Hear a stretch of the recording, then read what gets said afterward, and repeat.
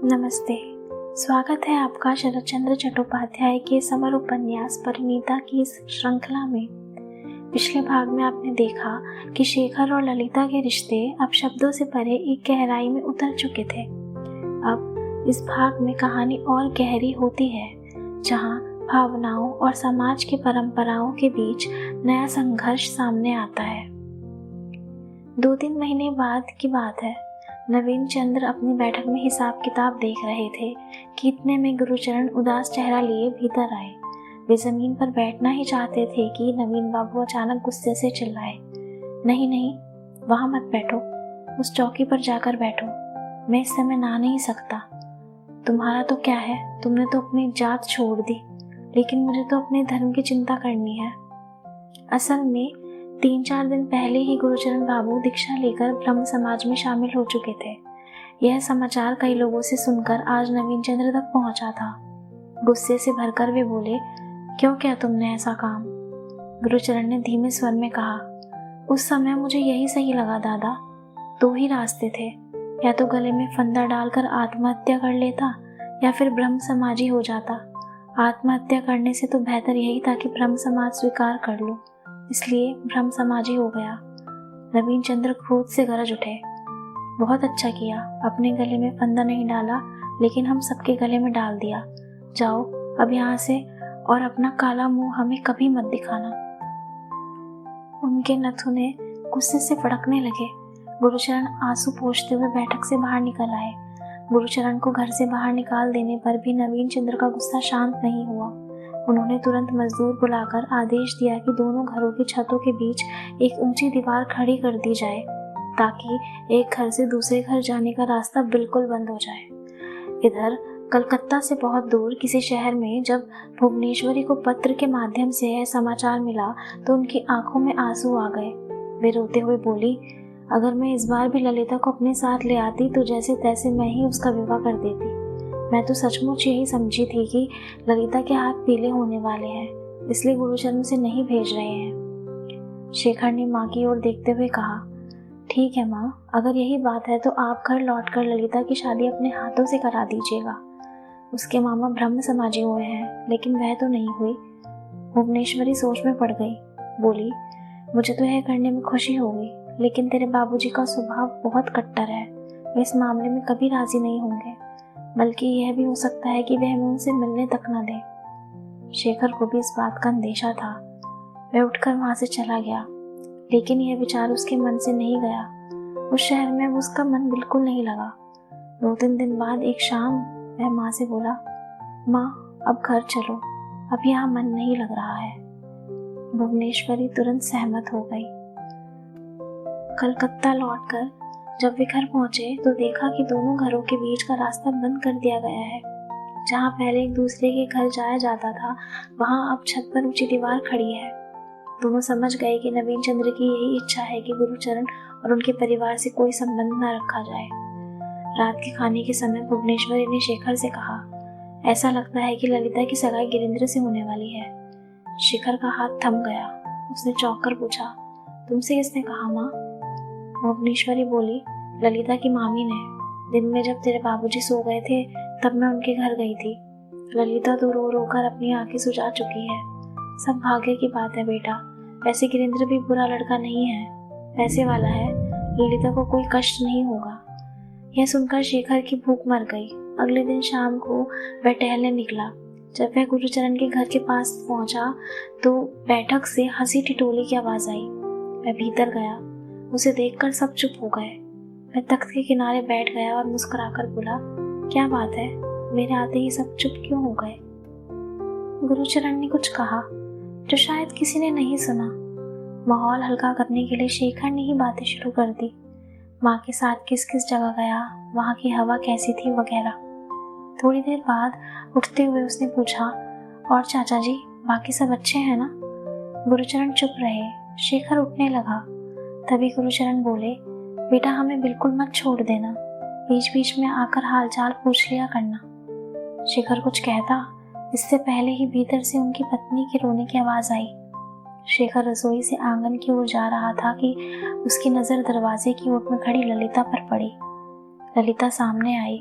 जमीन तक झुककर प्रणाम किया और फिर लगभग स्थिर खड़ी रह गई। उसका चेहरा शेखर के सीने तक पहुंचता था। कुछ पल वैसे ही खड़े रहने के बाद वह पीछे हटी और कोमल स्वर में बोली, सब कुछ तो आपने सुन ही लिया है, अब आपकी क्या आज्ञा है? शेखर ने व्यंग से कहा, मेरी आज्ञा से क्या होगा ललिता, मैं किसे आज्ञा दे सकता हूँ? ललिता ने शंकित स्वर में कहा, मुझे, और किसे आज्ञा दोगे? शेखर का स्वर गंभीर हो गया, तुम्हें किस तरह आज्ञा दूं, और दूं भी तो तुम उसका पालन क्यों करोगे? ललिता लगभग रोते हुए बोली, शेखर दा, इस समय मुझे तुम्हारा मजाक जरा भी अच्छा नहीं लग रहा। मैं तुम्हारे चरणों में गिरती हूँ, बताओ क्या होगा? मुझे डर से रात को नींद तक नहीं आती। जब तुम यहाँ नहीं थे, माँ भी नहीं थी, इस बीच मामा ने जाने क्या कर बैठे। अब माँ मुझे अपने घर में नहीं लेंगी। शेखर कुछ देर चुप रहा, फिर बोला, हाँ यह तो सही है, माँ तुम्हें अपने घर में नहीं लेंगी। तुम्हारे मामा ने गिरिंद्र से रुपए लिए हैं। माँ को जब यह बात मालूम हो गई, और अब ललिता तुम हो गई हो ब्रह्म समाजी और हम लोग हैं हिंदू। अब तुम ये बताओ, हमारा और तुम्हारा मिलन कैसे संभव है? ललिता ने दृढ़ स्वर में कहा, मामा ब्रह्म समाजी हो गए हैं या कुछ और, लेकिन जो तुम्हारा धर्म है वही मेरा धर्म है। माँ अगर तुम्हें नहीं छोड़ेंगी तो निश्चय ही मुझे भी नहीं छोड़ेंगी। और जहाँ तक गिरिंद्र के दिए हुए पैसों की बात है, तो वो तो हमें लौटाने ही होंगे। कर्ज तो कर्ज है, उसे चुकाना तो होता ही है। शेखर ने गंभीरता से पूछा, लेकिन रुपए कहाँ से आएंगे? ललिता ने उसकी ओर गहरी नजरों से देखा और बोली, क्या नहीं जानते, स्त्रियों को रुपए उनके पति से ही मिलते हैं, मुझे भी वहीं से मिलेंगे। शेखर व्यंग से तिलमिला उठा, लेकिन तुम्हारे मामा ने तो तुम्हें बेच दिया है। ललिता पीछे हट गई, दृढ़ स्वर में बोली, यह झूठ है, मेरे मामा मुझे बेचने की बात सोच तक नहीं सकते। उन पर झूठा आरोप मत लगाओ शेखर दा, वे दुखी हैं, बेबस हैं, लेकिन और लोग उन्हें समझते हैं। उन्होंने तो मेरा ब्याह होने से पहले ही गिरिंद्र से रुपए उधार लिए थे। मुझे बेचने का अधिकार उन्हें नहीं है, यह अधिकार केवल तुम्हें है।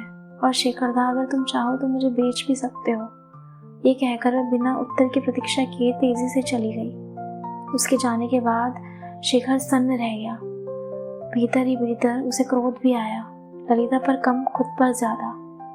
वास्तविकता यह थी कि ललिता से प्रेम करने के बावजूद मैं अपने माता पिता के डर से विवाह के लिए तैयार नहीं हो पाया था। अब नवीन चंद्र धनवान रिश्तों की तलाश में थे। उधर गुरुशरण के ब्रह्म समाजी हो जाने से यह आशा भी टूट चुकी थी कि शेखर अपनी माँ को मनाकर पिता से सहमति दिला पाएगा। अब तो उसे लगने लगा कि माँ को भी मनाना असंभव है। उसके दिमाग में यही सवाल घूम रहा था।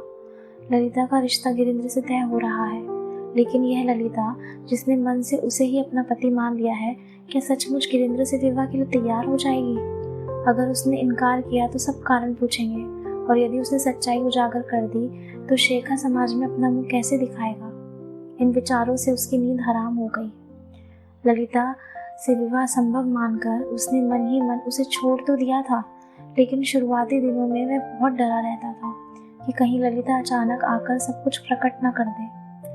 धीरे धीरे कई सप्ताह बीत गए और कोई विघ्न नहीं आया। शेखर ने राहत की सांस ली, लेकिन उसके मन में अब भी शांति नहीं थी।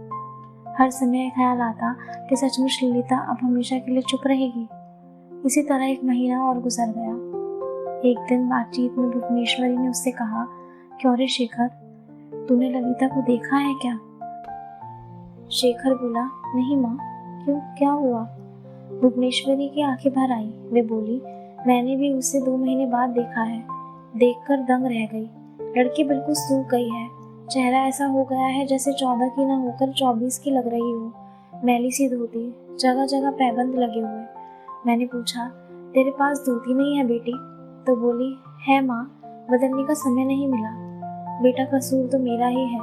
हमेशा से मैं ही उसे कपड़े देती आई हूँ। जिस दिन से हम हवा बदलने के लिए गए थे, आज 6 महीने हो गए हैं। तब से मैंने उसे एक भी कपड़ा नहीं दिया। लड़की मेरे अलावा कभी किसी से कुछ मांगती नहीं थी। अपने घर में तो कभी मुंह भी नहीं खोला। चुप रहती होगी, और उसके मन की बात समझने की फुर्सत वहाँ किसे है? कौन पूछता होगा उसे? शेखर के भीतर कुछ टूटने लगा। उसने माँ से कहा, तो माँ उसे बुलाकर पूछ लो ना क्या चाहिए उसे। भुवनेश्वरी ने सिर हिलाया। अब ललिता लेगी? अरे वह बड़ी स्वाभिमानी है। अब तो इन लोगों ने उसके आने जाने तक का रास्ता बंद कर दिया है। मैं किस मुंह से उनके घर जाऊं? गिरिंद्र चाहे ब्रह्म समाजी हो, पर अब वह उनके लिए हमसे ज्यादा अपना है। सुना है कि अगले महीने ललिता की शादी गिरिंद्र से हो जाएगी। शेखर ने चंपी से पूछा, तुम्हें कैसे पता? भुवनेश्वरी बोली, ललिता से ही सुना। कह रही थी कि मामा की तबीयत अब ठीक नहीं रहती। अच्छा ही है बेटा, उनके मन में सुकून नहीं है। ऊपर से घर में रोज के झगड़े। अगर ललिता पार लग जाएगी तो उनका मन कुछ शांत होगा। शेखर चुपचाप उठकर अपने पलंग पर लेट गया। उसके मन में असंख्य विचार उठ रहे थे और सभी एक ही बिंदु पर आकर रुक जाते थे, और वह बिंदु थी ललिता। तो दोस्तों, ये था परिणीता का 5वां हिस्सा। कहानी अब एक अहम मोड़ पर पहुंच गई है। आगे इन रिश्तों और भावनाओं का क्या होगा, यह जानने के लिए हमारे साथ बने रहिए, क्योंकि बाकी की दास्तां आप सुनेंगे अगले भाग।